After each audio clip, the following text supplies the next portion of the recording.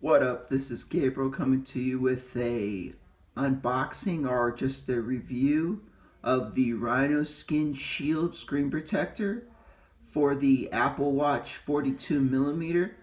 You can also get this for the 38mm if you want.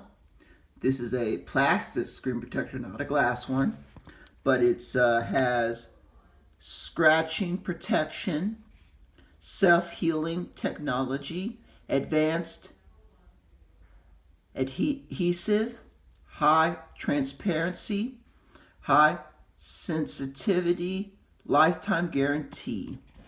So this is what it is our RinoSkin. And on here it's active protection, premium HD clear. I bought this for my Apple Watch. And let's see what's in the inside. Okay, so this is what's in the box. It comes with a cleaning cloth right here to wipe off the dust and any water or liquid or anything. This is a squeegee so you can rub the screen protector onto your Apple Watch. This is some instructions that shows you how to put it on. This is the screen protectors right here.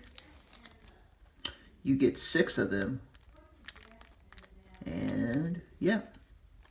And if you would like to buy this product, I'm going to put a link below where you can buy this. And so that's what's inside.